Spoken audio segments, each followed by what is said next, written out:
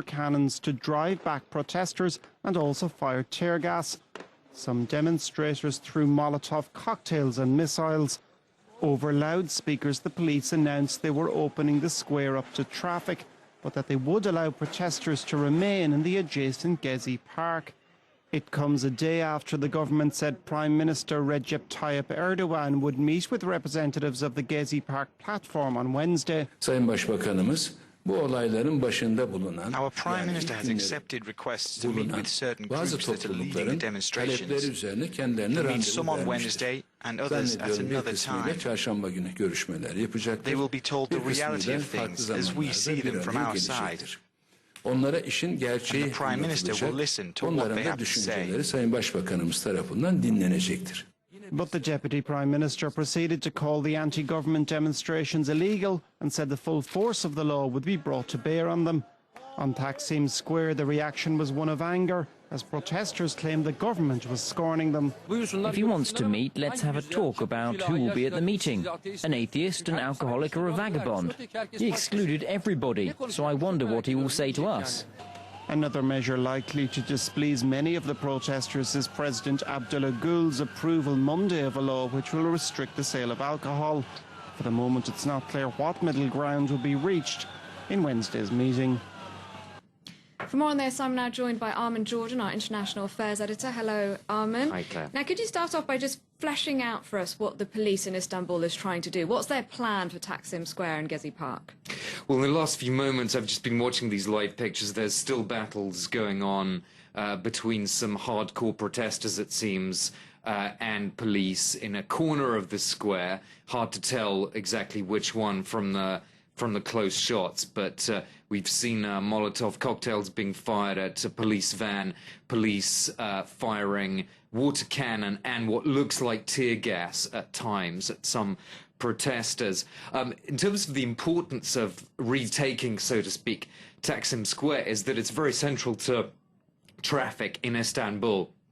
As our correspondent had said, it's similar to Trafalgar Square in London or the Place de la République in Paris in terms of the flow of traffic around it. It's very important to commercial life in the city, and it seems that what police is trying to do is to excuse me, to start that flow of traffic flowing around the square and effectively turn the adjacent park, Gezi Park, into a sort of island of dissent or protest, but which doesn't really disrupt city life.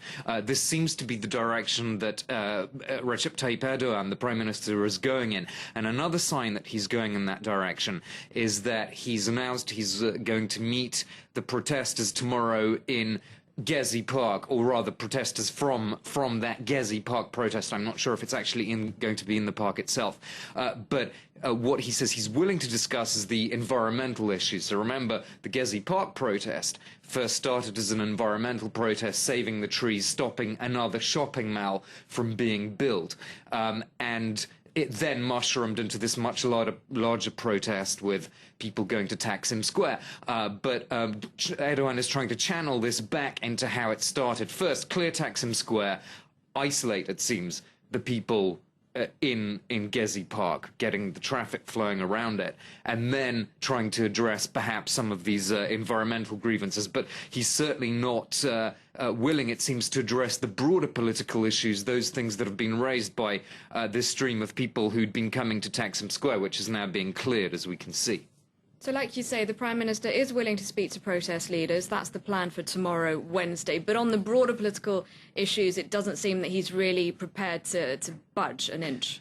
Not at all. And this weekend, when we saw record anti-Erdogan protests in Turkey, he aimed to match that by bringing his own AK supporters out onto the streets, trying to deflect all of this away from himself to the party, saying this is basically, these protests are a blemish on everything you've achieved. That's really the sense of what he was saying. These 3 consecutive AK party victories in elections, everything you've built over the last 10 years is in the process of being questioned. And he urged his supporters to effectively punish these protesters at the ballot box. So what these protests in Taksim and Gezi have done, particularly in Taksim, is to push forward the whole election campaign season, because next year we're going to see presidential and local elections, which the AK is, of course, pushing for victory. So we've now heard that Erdogan is going to hold rallies, or rather the AK is going to hold election rallies in Istanbul and Ankara this weekend. So clearly this whole Taksim movement has had a great effect already on those elections. Okay, thank you very much for that analysis, Armin. In other news now, the war in Aleppo is coming, so says Hezbollah, whose fighters helped Syrian government forces retake the strategic town of Qusayr last week. According to Syrian state media, a major offensive on rebel-held parts of Aleppo is imminent. This as government forces and rebels battle for control of a key airbase in Aleppo province. Catherine Spencer reports.